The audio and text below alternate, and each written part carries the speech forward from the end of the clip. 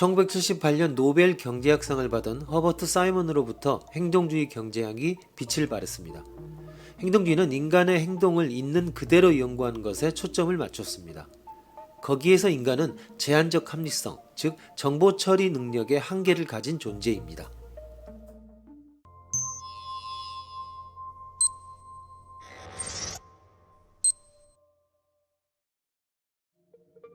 상황 A. 우리 부대 300명은 적의 대군에 둘러싸여 있다.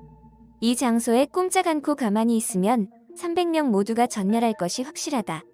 지휘관인 당신에게는 선택할 수 있는 작전이 단 두 가지밖에 없다. 두 작전 1, 이 중 하나를 선택해야만 한다. 작전 1은 야간에 넓게 산계에 유격전을 펼치면서 탈출하는 작전으로 100명 정도가 살아남을 수 있다.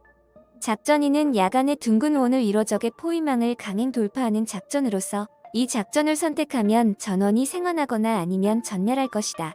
그리고 이 작전이 성공할 확률은 3분의 1이다. 당신은 어떤 작전을 선택할 것인가? 상황 B. 우리 부대 300명은 적의 대군에 둘러싸여 있다. 이 장소에 꼼짝 않고 가만히 있는 채로는 단 한 명도 생還할 수 없을 것이다. 지휘관인 당신에게는 선택할 수 있는 작전이 단 두 가지밖에 없다. 두 작전 1, 이 중 하나를 선택해야만 한다. 작전 1은 야간에 넓게 산계에 유격전을 펼치면서 탈출하는 작전으로 200명 정도가 목숨을 잃을 것이다. 작전 2는 야간에 둥근 원을 이뤄 적의 포위망을 강행 돌파하는 작전으로 전원이 생還하거나 아니면 전멸할 것이다. 그리고 이 작전이 실패할 확률은 3분의 2이다. 당신은 어떤 작전을 선택해야 할 것인가? 상황 A와 B 중 하나만을 각각 1000명에게 제시하고 대답하도록 했다. 각각의 경우에 작전 1, 이 중 어느 쪽을 선택한 사람이 많았을까? 그 이유는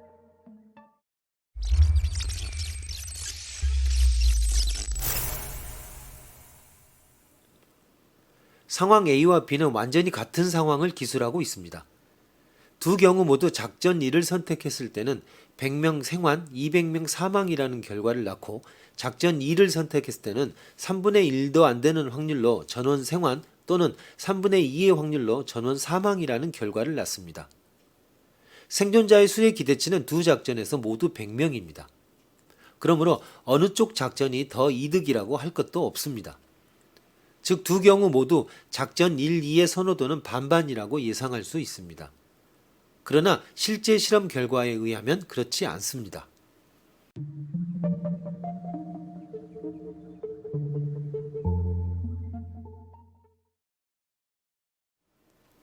상황 A를 제시한 1000명 중에서 작전 1을 선택해야 한다라고 대답한 사람이 작전 2를 선택해야 한다라고 대답한 사람의 2배나 되었습니다.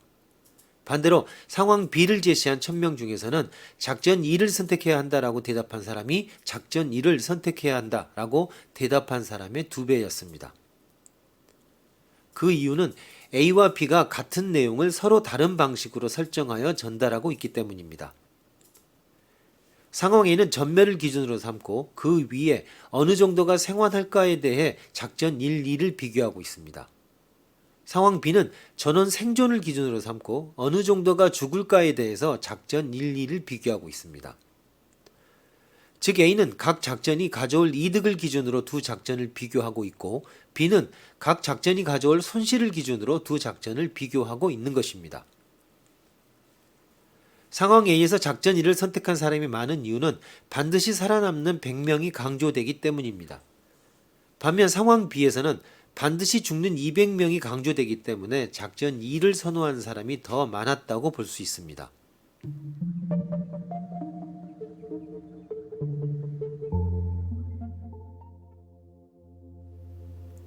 작전 1은 반드시 100명이 살아남으므로 손실 회피적인 작전이라고 말할 수 있습니다.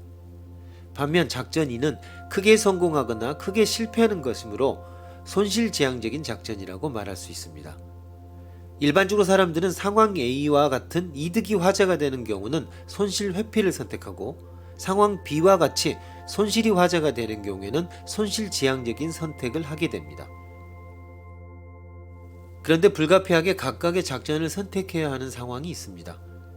예를 들면 누군가 포위망을 탈출해서 아군의 주력 부대에 적의 존재와 상황을 알리지 않으면 안 되는 경우에는 작전 1을, 이와는 다르게 다리 건설과 같이 100명이 탈출을 해봐야 임무를 완수할 수 없어 전멸하는 경우라면 전원이 탈출하는 작전 2를 선택해야 됩니다.